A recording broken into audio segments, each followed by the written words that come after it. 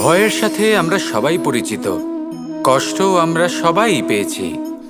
কখনো কখনো আমরা অসুস্থ হয়ে পড়ি, আর এমন সময় হলে মাতার মমতা, কখনো বাবার স্নেহ, কখনো বন্ধুদের পাশে থাকার অনুভূতি আমাদের রোগ নিরাময়ে সাহায্য করে। কখনো যদি আমরা নিরাশ হয়ে পড়ি, তখন যদি আমাদের কোনো আপনজন আমাদের দুটো ভালো কথা বলে, তখন আমাদের মনোবল বেড়ে যায়।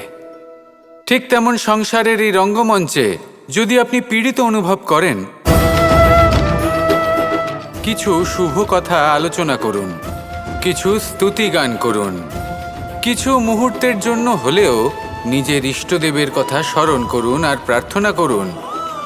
সাহস বাড়বে, শক্তিও বৃদ্ধি পাবে এবং সামনে এগিয়ে চলার পথও দেখতে পাবেন। তখন এই মন প্রসন্ন হয়ে বলবে, রাধা রাধা। এই সংসারে কখনো কোনো ব্যক্তিকে তার বাইরের পোশাক দেখে বিচার করার চেষ্টা করবেন না। এটা খুব বড় ভুল করবেন। যেমন আমরা জীবনে অনেক সময় এমন করি। ধরুন কোথাও একটা গাছ দেখলাম, খুব বিশাল আকারের একটা গাছ, যেটা মাটির থেকে অনেক উঁচুতে পৌঁছে গেছে, যার বিশাল শাখা আছে। সেগুলো দেখে আমরা ভাবি যে এই গাছে হয়তো কত সুস্বাদু ফল আছে। আমরা সেই গাছের পরিচর্যা করতে থাকি।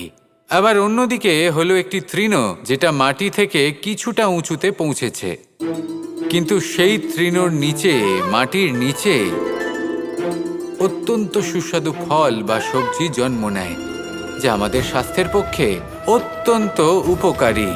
সেই জন্য কখনো আবরণ দেখে কাউকে বিচার করতে চেষ্টা করবেন না। তার বদলে এটা বোঝার চেষ্টা করুন যে আপনার সামনে যে ব্যক্তি আছে বা বস্তু আছে, তার বিশেষত্ব কি। যদি এই বিশেষত্ব বোঝার ক্ষমতা আপনি অর্জন করেন, যদি এই শিল্প আপনি নিজের ভেতরে জাগ্রত করেন, তাহলে এই সংসারে বিশেষত্ব কি সেটা আপনি জানতে পারবেন। আর এই সমস্ত খেলা দৃষ্টি থেকে নয়, দৃষ্টিভঙ্গি থেকে জন্ম নেয়। দৃষ্টিভঙ্গি সবসময় শুভ রাখুন আর আমার সাথে ভালোবেসে বলুন, রাধা রাধা। মানুষের এই সংসারে জীবনযাপন করার জন্য কিছু জিনিসের প্রয়োজন পড়ে। এমন কিছু আবেগ, এমন কিছু বস্তু আছে যেগুলো তার প্রয়োজন হয়। কিন্তু সব থেকে বেশি যে জিনিসটা তার প্রয়োজন হয়, সেটা হলো সম্মানের। আমাদের ভালো লাগে যখন কেউ আমাদের সম্মান করে। আমরা কাউকে সম্মান করলে তারও সেটা ভালো লাগে। কিন্তু আপনি দেখবেন যে সংসারে বেশিরভাগ মানুষ দুটি মাপদণ্ডের ভিত্তিতে সম্মান করেন। হয় বয়স দেখে করেন বা উপার্জন দেখে, অর্থাৎ সেই ব্যক্তি কতটা উপার্জন করেন। এবার ভেবে দেখুন, এটা আবশ্যক নয় কারোর বয়স যদি বেশি হয় তার বুদ্ধিও ততটাই বেশি হবে। আবশ্যক এটাও নয় যে কোনো ব্যক্তি যদি অত্যন্ত ধনী হন বা তার মনও নির্মল হবে বা তিনি সৎকর্ম করবেন বা এমন কোনো কর্ম করবেন যাতে উনি সম্মান লাভ করতে পারেন। হতে পারে উনি ধনী কিন্তু দুশ্চরিত্র। সেই জন্য বয়স বা উপার্জন দেখে কোনো ব্যক্তিকে সম্মান করবেন না। কর্ম দেখুন।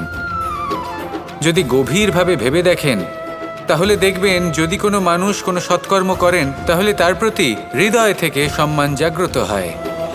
এটাই হলো সেই সম্মান যা অর্জন করতে হবে। বয়স আজ আছে, কাল আরো বৃদ্ধি পাবে। উপার্জন আজ আছে, কাল সেটা কমে যেতেও পারে। কিন্তু যদি আপনি নিরন্তর শুভকর্ম করতে থাকেন, তাহলে আপনি মৃত্যুর পরেও অমর হয়ে থাকবেন। আসুন আমার সাথে ভালোবেসে বলুন, রাধা রাধা।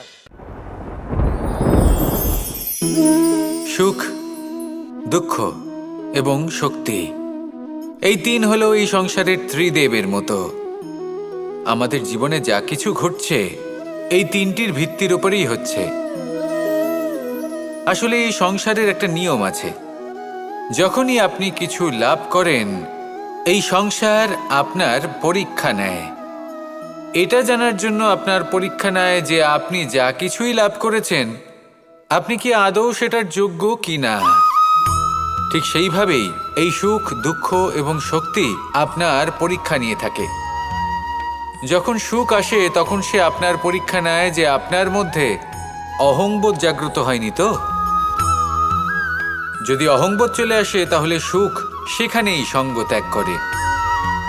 দুঃখ আপনার ধৈর্যের পরীক্ষা নিতে থাকে, আর যদি আপনার মধ্যে ধৈর্য না থাকে তাহলে এটা আপনাকে আরো বেশি দুঃখের গভীর অন্ধকারে ঠেলে দেবে।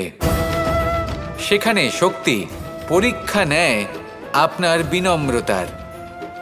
যদি আপনি বিনম্র না হন তাহলে হয় এই শক্তি আপনার সঙ্গ ত্যাগ করবে, নয় এই শক্তি বিনম্রতার অভাবে আপনার পতনের কারণ হতে পারে।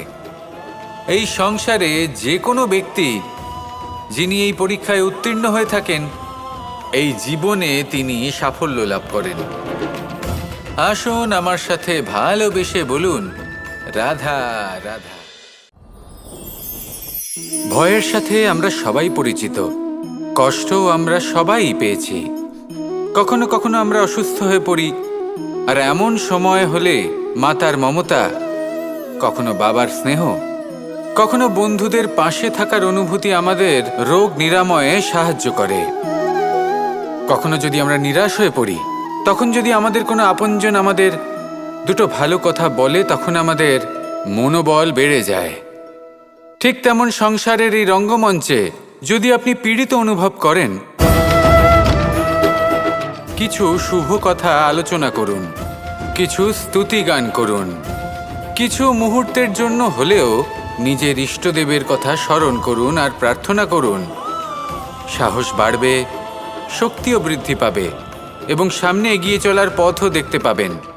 তখন এই মন প্রসন্ন হয়ে বলবে, রাধা রাধা।